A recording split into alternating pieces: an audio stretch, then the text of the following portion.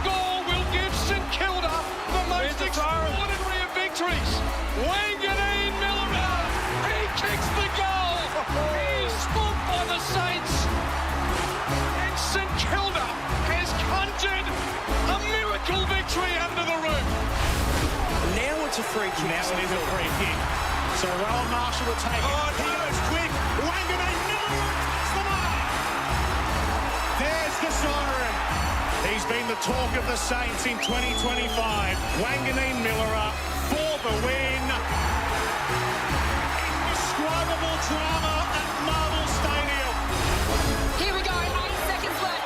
Free kick to Rowan Marshall on the side. This is extraordinary. Yes. Nasiah Wanganeen Miller on the siren is going to have a shot to win the game for St Kilda. Here he comes, the 22-year-old. The AFL world at his feet. Marching in.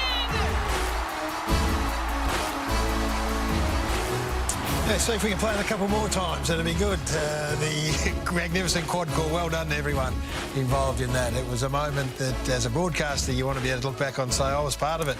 And he's in, well, there's no hotter person than Nasiah Wanganeen Miller in football. That's on-field. Off-field, Adam Simpson's in rare air. He's here for the second time. And John Longmire, our Wednesday expert, joins us. He's kind of like the Wanganeen Miller of the media world, Horse. He's taken over. Yeah, spot on, Gaz. There's no question. That's absolutely spot on about that. I mean, you talked about the coaches, maybe a few coaches being nervous out there with Simmo looking around and lurking around there. But what about the TV hosts? They're the ones that need to be really worried. There's a few TV hosts around the place. The door is being knocked on at the moment. I think Jared's just quickly got off his deathbed and said he needs to get back. You've been watching since 6:30. You got a little quick critique for him? Is he happy with his performance? No, he's doing really well. Geez, he's coming along super. I just want you to make sure you check out the back there. Gaz, I mean, Jared might be tied up somewhere at the back there. Simmo's really going to town. He's doing a great job. He's hitting his straps. Righto. So you're going to take us through momentum. There was a couple of games. Obviously, this one, which was the Melbourne one. You're going to talk us through that. But momentum in a game, it is, it's irrepressible and hard to stop. Yeah, we were talking during the week about on the weekend, no one could stop any of the momentum. So, and how do you assess it? So if you concede 3 goals or more in a row is how we did, and I think Horse might have been the same. So what does it actually look like in the box? It's been 3 in a row. Someone taps you on the shoulder and says, OK, that's 3. What are we doing? Yeah. And if you look at the stat on the screen there, that who's conceded 3 in a row the least amount of time. So Adelaide sit at 14. That's a really good effort. And then you've got Collingwood, Geelong, Hawthorn, the Bulldogs. Yeah. At the other end, you got Richmond, West Coast. They're around 40 times they've conceded 3 goals in a row. So it's not a coaching thing per se. Sometimes it's talent, sometimes it's personnel. But these guys are obviously in a rhythm where, OK, that's 3 in a row. We need to do something. And talking to Horse during the week about presenting something to the players pre-season, it's a method. It involves the coach's box and on-field leadership. And sometimes it's structural, sometimes it's just a method. So we thought we'd go through some of the things that Horse and I would have educated the players on in recent times, Horse.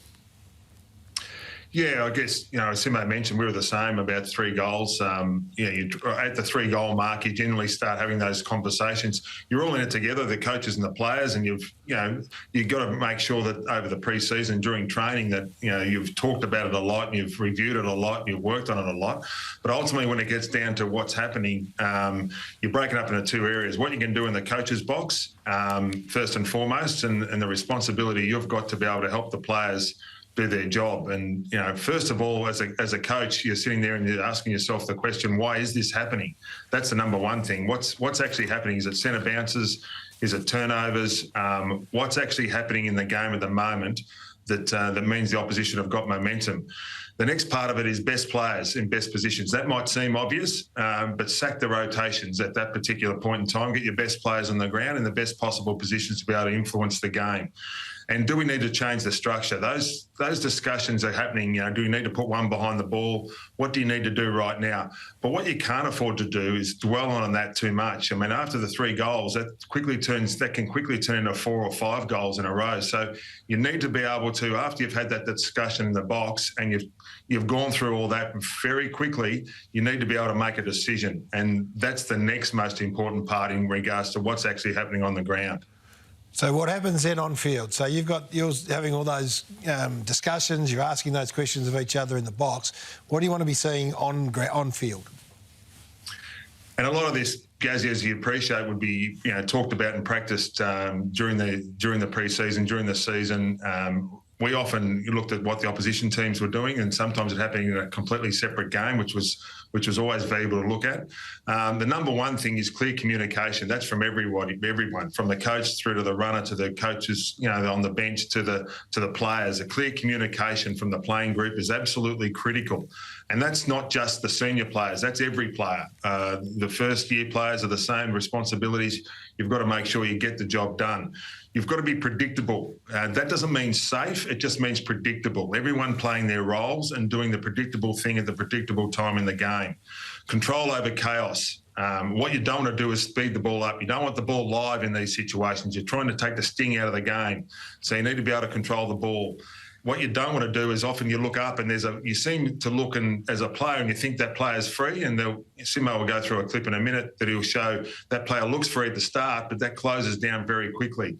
Deep inside forward 50 entries, you need to go deep and, if possible, to the boundary line to make sure that you give everyone time to set up, particularly if you've got an extra behind the ball.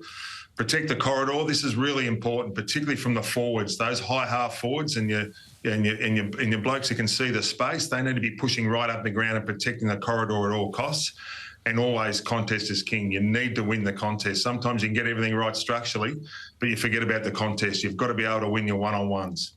Sensational. I love it. I suspect now you're going to show us how that works in theory and how it breaks down. Well, just to put this really out there, obviously, this worked sometimes. Yeah. And I think some coaches out there do the opposite to that. They double down. They go, let's kick the next three. Let's not stop momentum. So this is just some of the things probably from a conservative nature. It's 3 in a row. We've lost control of the game. We need to do something about it. So you'll see there's two games we looked at. One was the GWS Sydney game in the start of the third quarter when there was a bit of chaos happening, and then it was 4 or 5 goals in a row. So Sydney decided to play an extra behind the play. So you see Lloyd come off as a winger, and you see a forward go to the wing positions. Every competition around Australia does this, but what happens from this position here is, okay, you've got support. How do we get composure? How do we get some control in this game? Because we've got a spare in our back half, but we're also giving a spare up in GWS's back line as well. So Swans do a really good job of controlling here. Less handballs, more spot kicks, take your time. Let's get some field position. And as you can see, Lloyd is the deepest player, but his direct opponent, per se, is at the back. Yep. So if you get the ball in the front half, you probably don't want to roll and go here. You want to take your time, get your deep entries like Horse spoke about. How often does a player look ahead and aware of the fact that this is the mode that you've gone into? If you just pause that for a second, I'll just... What the call's been made, a momentum call's been made. Right. So they know we've got an extra in our back line and we need to protect this. So if you let this play... So there was a missed kick there, which is probably against the rhythm of what we want to do. But this has worked. This has slowed down the game, hasn't it? So that ended up being a slow play and balls in the back half. What the Giants did is they said, we don't like that. We're going to counteract that with, this is the next goal. We're going to equalise. Right. So we had a big sign with E on it to say... Nice. Team's gone out. It was pretty... So there you see here, there's an equalise. So you see, they won't have a spin. Right now there's 7v7. Yep. So, and now you've got a Giants defender on a Sydney forward on the wing. So they're in different positions now. So it's a counteract move to what Coxie's done. Adam's decided we're going to equalise the game, and then you just see this players are out of position. They're playing in different roles. So now all of a sudden that backman who's playing on the wing has pushed himself forward, gets a shot on goal. So the Giants have reacted to what Dean's done, and then what's next, Horse? Sometimes you get a bit confused. Oh, that's not working now. Now what do we do? And that's what happened to Melbourne on the weekend. But Horse, you've gone through that before, where you've been matched in the box, I suppose. Yeah, absolutely. We're not saying we know everything here, and plenty of times we've done things, both of us, that have, we've tried to stop momentum and it hasn't worked. And once that counter measure was made by Adam Kingsley in the other box, and then it's over to the coach again. You don't want to put another one back. But as we can see, and what Simmo will show in a minute, that can lead to a lot of confusion, particularly in the meantime if there's a goal kicked, what you do with a 6-6-6 rule. So then you go to... Go to your favourite game. Yeah. The good thing is I'll be playing this quarter in every off-season for the next 20 years, if you ever tune in to Fox Footy. Have a look at the Melbourne game here. So you've got two inside mids who are a little bit, whether it's confused or not, but you don't want to give up the corridor. So they don't have opponents. They're two experienced players, but you got Hunter Clark and Sinclair in the corridor there, set up for some sort. Even if they lose the clearance, St Kilda, they can rebound through the corridor. You got Wood there as a winger who did this the whole last quarter. He just pushed forward the whole time and teased the opposition winger. Spoke about predictability. Go skinny. Yep. Go down the line, get another stoppage, give that handball.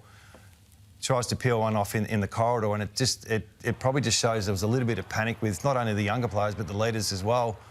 Yeah. And we spoke about Hunter Clark and Sinclair. Well, there's Sinclair. They're getting his hands on the ball first, and this wasn't deliberate from Petrarca or Viney. It was more, let's win the ball, let's win the ball. And you can see, as this transition, there's sort of no one on anyone at the moment because of that structural setup. And there's an inside 50 here, and you know you got Viney in at that contest trying to support right at the ball, so he's working his backside off, but St Kilda hold their balance. The ball comes outside 50 and it comes back in, and Hunter Clark and Sinclair are still available for options. So this is a classic case of trying to do what's best for the team and perhaps go outside the ethos of what you're trying to do. So the inclination is, I'll fix it, I'll go and get the footy. I think that's the natural leadership, but it's one of the biggest things is play your role.